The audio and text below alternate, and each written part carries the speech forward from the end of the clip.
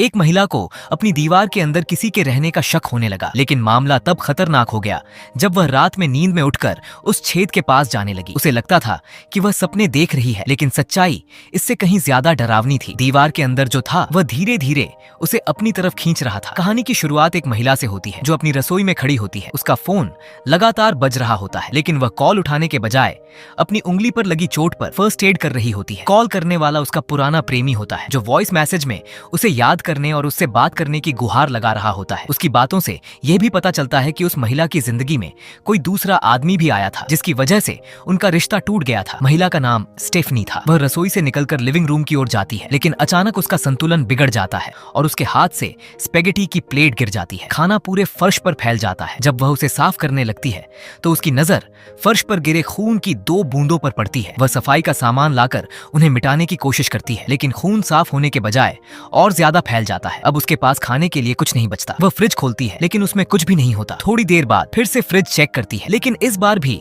वह खाली ही मिलता है। मजबूर होकर वह ऑनलाइन खाना ऑर्डर कर देती है। इसके बाद वह दीवार पर एक पेंटिंग लगाने की तैयारी करती है। जगह नापकर वह हथौड़े से कील ठोकने की कोशिश करती है, लेकिन गलती से दीवार में एक छोटा सा छेद कर देती है। तभी अचानक दरवाजे पर दस्तक सुनाई देती है। दस्तक सुनते ही स्टेफनी की घबराहट बढ़ जाती है। वह धीरे धीरे दरवाजे की तरफ बढ़ती है, फिर दीवार से पीठ टिकाकर बैठ जाती है और इंतजार करने लगती है कि बाहर जो भी है वह चला जाए। काफी देर बाद वह हिम्मत करके दरवाजे के कई ताले खोलती है और बाहर झांकती है। बाहर कोई नहीं होता, सिर्फ उसका ऑर्डर किया हुआ खाना रखा होता है। वह जल्दी से खाना अंदर ले आती है। असल में स्टेफनी को एगोराफोबिया नाम की बीमारी थी। उसे घर से बाहर निकलने से बहुत डर लगता था। वह लगभग कभी भी अपने घर से बाहर नहीं जाती थी। उस रात वह अपने मकान मालिक को एक संदेश भेजती है। वह घर के लिए उसका धन्यवाद करती है, लेकिन साथ ही पूछती है कि घर का नक्शा कैसा है, क्योंकि एक दीवार उसे असामान्य रूप से खोखली महसूस होती है। रात को सोने से पहले वह आईने में अपनी आंख को ध्यान से देखती है, लेकिन उसका मन बार बार उसी दीवार में बने छेद की तरफ जा रहा होता है। जब वह सो जाती है तो एक अजीब सपना देखती है। सपने में वही दीवार अचानक बाहर की तरफ उभरने लगती है। स्टेफनी डर कर आंखें खोल देती है और समझ जाती है कि यह सिर्फ एक सपना था। अगले दिन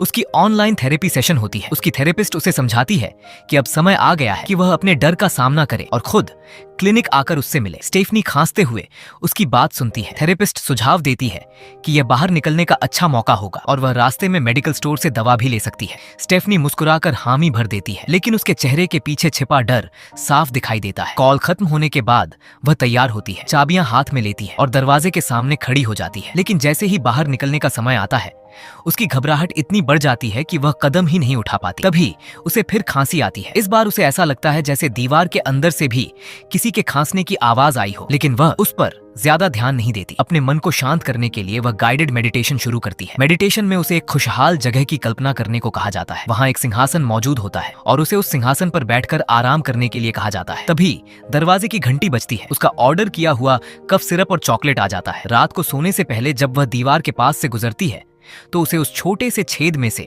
बालों का एक गुच्छा बाहर निकलता हुआ दिखाई देता है। ये दृश्य देखकर वह असहज हो जाती है, लेकिन फिर भी सोने चली जाती है। आधी रात को वह अचानक नींद में उठती है। उसे ऐसा महसूस होता है जैसे दीवार उसे अपनी ओर बुला रही हो। वह धीरे धीरे छेद के पास जाती है। अंदर कुछ जीवित सा महसूस हो रहा होता है। एक हल्की रोशनी किसी चीज पर पड़ रही होती है। स्टेफनी उसके और करीब जाती है, मुंह खोलती है और तभी भयावह दृश्य सामने आता है। वह घबराकर जाग जाती है। यह सिर्फ एक डरावना सपना था, या शायद उससे भी कुछ ज्यादा। सुबह अचानक कोई जोर जोर से दरवाजा पीटने लगता है। यह उसका पुराना प्रेमी था। वह उससे बात करना चाहता था। स्टेफनी डरकर फिर से दीवार के पास बैठ जाती है और कोई जवाब नहीं देती। उसका पूर्व प्रेमी लगातार चिल्लाता रहता है। वह जानना चाहता था कि उसकी जिंदगी में दूसरा आदमी कब आया था। गुस्से में वह दरवाजे पर मुक्के मारता है। स्टेफनी सहम जाती है। आखिरकार वह हार मानकर जाने लगता है, लेकिन जाते जाते खिड़की पर एक नोट चिपका देता है और गाड़ी में बैठकर चला जाता है। स्टेफनी कुछ देर बाद वह नोट उठाती है। उसमें लिखा होता है, तुम मुझे हमेशा नजरअंदाज नहीं कर सकती। इस घटना के बाद वह पुलिस से संपर्क करती है और अपने पूर्व प्रेमी के खिलाफ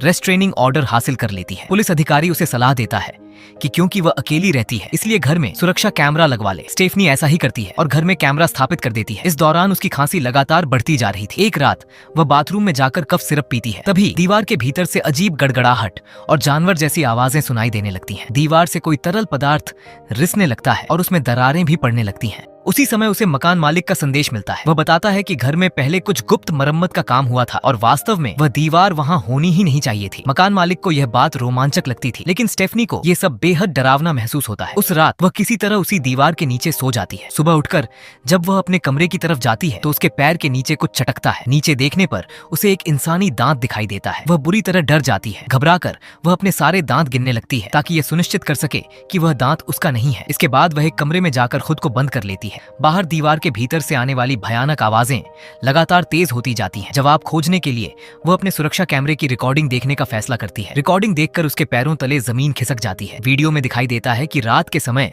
वह खुद नींद में उठकर दीवार के पास जाती है। फिर उसे जोर की खांसी आती है और उसके मुंह से कोई अजीब चीज बाहर निकलने लगती है। वह चीज धीरे धीरे बड़ी होती जाती है। ध्यान से देखने पर पता चलता है कि वह किसी इंसान का पूरा हाथ है। फिर वह हाथ दीवार के छेद के अंदर घुस जाता है। स्टेफनी को इस घटना की कोई याद नहीं थी। सच्चाई जानकर वह भय से कांप उठती है। वह तुरंत घर से भागना चाहती है। वह दरवाजे तक पहुंचती है, लेकिन बाहर जाने का डर अभी भी उसे जकड़े हुए था। तभी दीवार के भीतर से फिर आवाज आती है, जैसे कोई उसे पुकार रहा हो। इस बार वह डर के सामने झुकने के बजाय उसका सामना करने का फैसला करती है। वह एक भारी स्लेजहैमर उठाती है और पूरी ताकत से दीवार पर वार करना शुरू कर देती है। कुछ ही देर में पूरी दीवार टूट जाती है और उसके पीछे एक रहस्यमयी रास्ता खुल जाता है। स्टेफनी उस अंधेरे रास्ते में प्रवेश करती है। दूसरी तरफ उसे धुंध से भरी एक अजीब दुनिया दिखाई देती है। दूर उसे एक सिंहासन नजर आता है, वही सिंहासन जिसकी कल्पना उसने मेडिटेशन के दौरान की थी। लेकिन यह साधारण सिंहासन नहीं था, वह जीवित प्रतीत हो रहा था। सिंहासन उसे अपनी ओर बुलाने लगता है। एक अदृश्य शक्ति उसे खींचने लगती है। स्टेफनी विरोध करने की कोशिश करती है, लेकिन धीरे धीरे उसकी ओर बढ़ती चली जाती है। अंततः वह सिंहासन पर बैठ जाती है। जैसे ही वह बैठती है, सिंहासन उसे अपनी बाहों में जकड़ लेता है और उसके सिर पर एक मुकुट रख देता है। कुछ क्षणों के लिए स्टेफनी को गहरा सुकून महसूस होता है। उसे लगता है कि आखिरकार वह अपनी सही जगह पहुंच गई है। लेकिन अगले ही पल उसे एहसास होता है कि सिंहासन उसे हमेशा के लिए कैद करना चाहता है। वह पूरी ताकत लगाकर खुद को छुड़ाने की कोशिश करती है। लंबी जद्दोजहद के बाद वह मुक्त होने में सफल हो जाती है। फिर वह अपना हथौड़ा उठाती है और पूरी शक्ति से सिंहासन पर वार कर देती है। अचानक सब कुछ अंधेरे में डूब जाता है। कुछ क्षण बाद जब दृश्य साफ होता है तो स्टेफनी खुद को वास्तविक दुनिया में पाती है। इस बार वह अपने जीवन के असली राक्षस को हरा चुकी थी, अपने एगोराफोबिया को। वह पहली बार घर के बाहर खड़ी होती है। खुली हवा उसके चेहरे को छू रही होती है। वह पीछे मुड़कर अपने टूटे हुए घर को देखती है और सोचती है कि अब इसकी मरम्मत का खर्च कौन देगा। लेकिन एक बात तय थी, वह अब अपने डर की कैदी नहीं रही थी। आखिरकार उसने बाहर की दुनिया में कदम रख दिया था और यही ये मूवी खत्म होती है। दोस्तों, अगर आपको वीडियो पसंद आई हो तो वीडियो को लाइक और चैनल एस वाई रोमान को सब्सक्राइब जरूर करें।